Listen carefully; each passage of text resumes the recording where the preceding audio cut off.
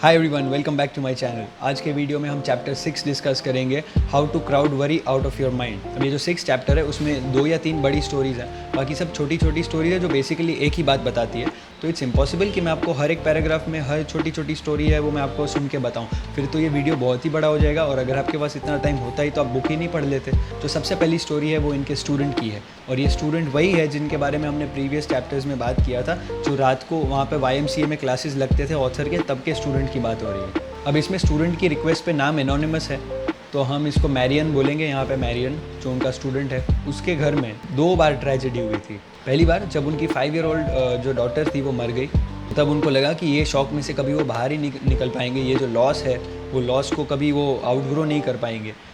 तो तभी उनको 10 महीने के बाद उनको एक सेकंड चाइल्ड आया, और सेकंड चाइल्ड भी 5 दिन में मर गया। तो इसकी वजह से वो सो नहीं पाते थे, वो खा नहीं पाते थे, उनका कॉन्फिडेंस चला गया था। वो डॉक्टर के पास गए तो डॉक्टर ने बोला कि तुम ये दवाई लो, स्लीपिंग पिल्स लो, और दूसरे डॉक्टर ने बोला कि तुम घूमने जाओ। तो इन्होंने दोनों की बात मानी, स्लीपिंग पिल्स भी लिया उन्होंने और वो घूमने भी गए। अब उनकी लाइफ में एक ऐसा ट्विस्ट आया जिसकी वजह से उनकी पूरी लाइफस्टाइल चेंज हो गई, उनकी पूरी लाइफ ने एक यू टर्न मार लिया। अब ये क्या ट्विस्ट था, उनका एक 4 साल का जो बच्चा था, उन्होंने आके बोला कि पापा मुझे क्या बोट बना के दोगे। तो इनका कोई मूड नहीं था कि वो बोट बनाए या ये बच्चे को कोई भी तरीके से एंटरटेन करे, बट वो बच्चे ने ज़िद उठा ली थी कि मुझे बोट बस बना के दो। तो वो बोट बनाने में लग गए। अब जैसे ही उन्होंने बोट बनाना ख़त्म किया, उनको पता चला कि ऑलरेडी 3 घंटे हो गए थे कि वो बोट पे काम कर रहे थे। उनके पास इतना टाइम ही नहीं था पिछले 3 घंटे में कि वो सोचे कि उनके 2 बच्चों की मौत हो गई है या उनकी लाइफ कैसी बेकार हो गई है या वो कुछ कर नहीं पा रहे।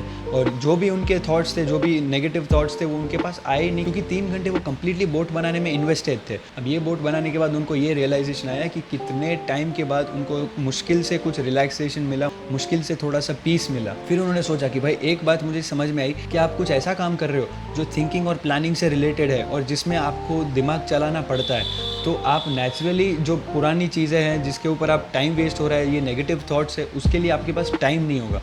तो इन्होंने जब जैसे ही ये रियलाइज़ किया ना, तो अगले दिन से उन्होंने एक डिसाइड किया कि अब मुझे फ्री बैठना ही नहीं है, कुछ भी हो जाए।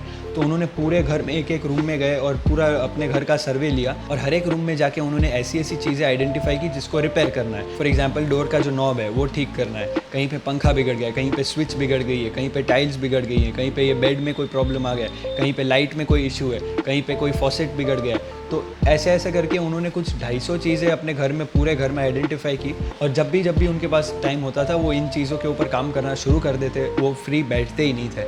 फिर पिछले 2 साल के अंदर वो बताते थे कि अब मेरे घर में जो मैं एक्टिविटीज़ करता था उसके अलावा भी दूसरी एक्टिविटीज़ मैंने ले ली है। मैं एडल्ट एजुकेशन क्लासेस में जाने लगा, मतलब ये जो ऑथर के जो क्लासेस थे वो। फिर वो बोले कि मैं सिविक एक्टिविटीज़ करने लगा, मैं स्कूल बोर्ड का एक चेयरमैन बन गया हूँ, मैं रेड क्रॉस में हेल्प करता हूँ और बाकी सब एक्टिविटीज़ में हेल्प करता हूँ, मैं मीटिंग्स अटेंड करता हूँ। और उन्होंने फिर बताया कि मैं इतना बिजी हो गया हूँ कि मेरे पास टेंशन लेने का टाइम ही नहीं है मेरे पास। तो ये जो मेन स्टोरी है हमारी, ये इनकी स्टोरी थी, इनके स्टूडेंट की स्टोरी थी, जो कंसेप्ट को इंट्रोड्यूस करती है। और इसके बाद जो हर एक छोटी छोटी स्टोरी है, जो हर 2-3 पैराग्राफ में एक स्टोरी आती है, वो बस यही आइडिया को फर्दर सपोर्ट करती है। फिर इसके बाद एग्जाम्पल दिया है विंस्टन चर्चिल का, जो बताते थे I am too busy, I have no time to worry, जो वॉर के टाइम पे इतने ऑक्यूपाइड थे वॉर लड़ने में। फिर इसके बाद एग्जाम्पल दिया है चार्ल्स कैटरिंग का, और जब वो रिटायर हुए तब वो वाइस प्रेसिडेंट थे जनरल मोटर्स के। जब उनके स्ट्रगलिंग डेज थे तब उनके पास बिल्कुल भी पैसे नहीं थे और उनको अपनी वाइफ के पैसों से ग्रॉसरीज लेनी पड़ती थी, और उसके अलावा उनको $500 उनकी लाइफ इंश्योरेंस में से बोरो करने पड़े थे। और इनकी वाइफ को जब पूछा गया था कि क्या आप टेंशन नहीं लेती थी, तो इनकी वाइफ ने बताया कि मैं तो बिल्कुल टेंशन लेती थी, मैं तो सो भी नहीं पाती थी। लेकिन उनका हमेशा अलग था, वो इतने काम में बिजी थे कि उनको कभी टाइम ही नहीं मिलता था टेंशन लेने का।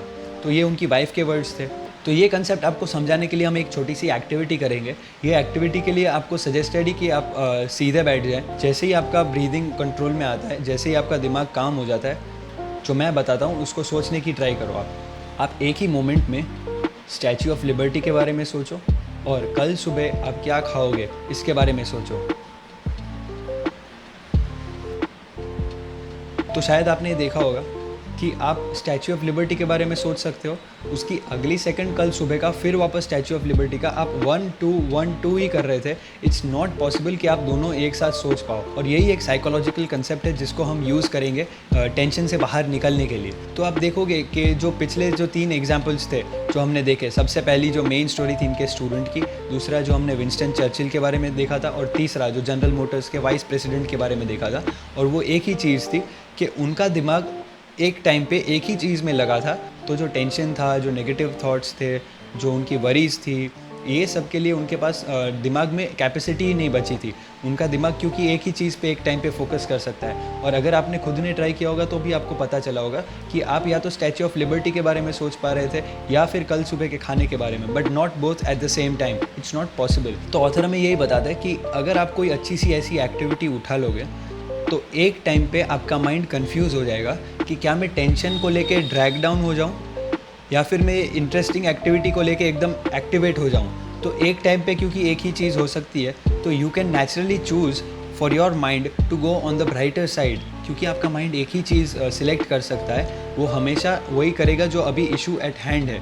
तो अभी आप जो काम कर रहे हो आपका माइंड उस पर फोकस हो जाएगा और जो पिछली बात है उसके ऊपर फोकस नहीं होगा। और अगर आपको पता चलता है कि आप जो काम कर रहे हो उसमें आपका माइंड फिर आपको पुरानी चीज़ों में ले जा रहा है, तो आप वहाँ पे कम पढ़ रहे हो, तो आपको रियलाइजेशन आना चाहिए कि आपको और कंसंट्रेशन की ज़रूरत है, आपको और उसमें डेडिकेशन की ज़रूरत है। जो आप काम कर रहे हो उसमें शायद आपको वो काम पसंद नहीं है, तो आप ऐसा काम सिलेक्ट करो जो आपको बहुत पसंद है। तो शायद आपका माइंड उसमें कोई और चीज़ के बारे में सोचेगा ही नहीं। पहले की जो आर्मी साइकियाट्रिस्ट थे वो क्या करते थे कि जैसे ही कोई ट्रॉमेटिक एक्सपीरियंस वाले सोल्जर्स वापस आते थे तो उनको रेस्ट या उनको रिटायरमेंट या ऐसा कुछ सजेस्ट नहीं करते थे, उनको और बिजी कर देते थे। उनको गोल्फ खेलने को बोलते थे, उनको फिशिंग करने को भेजते थे, उनको कोई फुटबॉल खेलने को बोल देते थे, तो उनको कई सारी ऐसी ग्रुप एक्टिविटीज़ देते थे। इसके बाद टेनिसन है, और टेनिसन ने अपने एक बेस्ट फ्रेंड के खोने के बाद एक बहुत अच्छी लाइन बताई थी।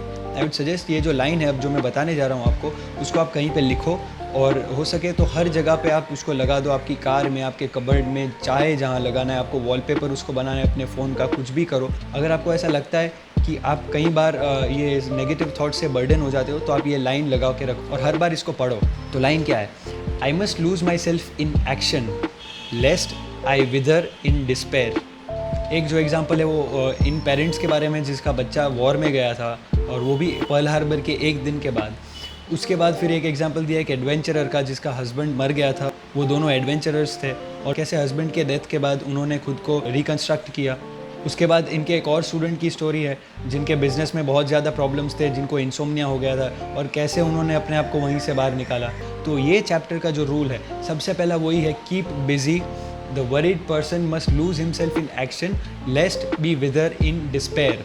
और इसमें मैं एक और इनपुट देना चाहूँगा अपनी तरफ से, और क्योंकि मेरी तरफ से मैं दे रहा हूँ, of course I selected Bhagavad Gita. अब भगवद गीता में 3 गुणास होते हैं, सत्व, रजस और तमस। तो इसमें आप आइडेंटिफाई करो कि ये जो लेजीनेस, इनएक्टिविटी है, ये सैडनेस में पड़े रहना, तो ये जो सारे फीलिंग है डार्कनेस के, कोई डिल्यूजन के, या फिर कोई डलनेस है, या फिर कोई इनएक्टिविटी है, लेजीनेस है, तो ये सारी चीज़ें दिखाती है कि आपके अंदर तमस काफ़ी ज़्यादा है। तो आप फोकस करो कि आपके अंदर आपको तमस कम करना है, और तमस कम करने के लिए आपको इनएक्टिविटी निकालनी पड़ेगी। आपको तमस कम करने के लिए फ्रेश फूड खाना पड़ेगा, आपको ओवर ईटिंग नहीं करना है, आपको ज़्यादा सोते नहीं रहना है, ओवर स्लीपिंग नहीं करना है, आपको थोड़ा अपने आप को क्लीन रखना पड़ेगा। तो ये जो सारी चीज़ें जिसको करने से आपका तमस कम होगा। आपको शायद ये सुन के लगेगा कि ये इसमें रिलीजियस कंसेप्ट कहाँ पे, तो ये रिलीजियस कंसेप्ट नहीं है। Bhagavad Gita is a way to live your life. तो इसमें कोई फ़र्क नहीं पड़ता है कि आप चाहे भगवद गीता को मानते हो, आप एथीस्ट हो या कुछ भी हो, it's a way to live your life. तो you try to follow this. और इसमें कुछ नई बात नहीं। अगर आप जाके कोई ऑनलाइन वेबसाइट्स पे देखोगे कि how to come out of depression, तो वो भी घूम फिर के ये सारी चीज़ों को एड्रेस करेंगे ही कि आप भाई बॉडी की हाइजीन रखो, आप आउटडोर्स में घूमो, आप फ्रेश खाना खाओ, डाइट चेंज करो। तो आप चाहे तो भगवद गीता के थ्रू जाओ, आप चाहे तो इन वेबसाइट्स के थ्रू जाओ, आप वहीं पे पहुंचोगे। जैसे हम कहते हैं, it's a Japanese proverb, all roads lead to Mount Fuji. तो बस मैं आपके साथ एक लास्ट वर्स शेयर करना चाहूँगा भगवद गीता का, चैप्टर 14 वर्स 13, जिसमें हमें बताते हैं कि जो लेजीनेस है, डार्कनेस है, कन्फ्यूजन है, डिल्यूजन है, ये सारी तमस की वजह से आती है। जो हमें क्या बताता है, ignorance, inactivity, carelessness and delusion arise when Tamas is predominant ओ अर्जुना। तो देखो आप, अगर ये आपकी लाइफ में अप्लाई होता है, आपको समझ में आता है कि अगर आप काफ़ी टाइम इसमें वेस्ट कर रहे हो तो आप ये तमस वाली चीज़ों से बाहर निकलो, आप एक्टिविटी में इन्वॉल्व हो जाओ और आप फिर देखो कि आपकी लाइफ में कितना चेंज आ जाता है। So I hope this video helps you. Do share this with your friends and family and keep watching out this space for more interesting content. Thank you so much.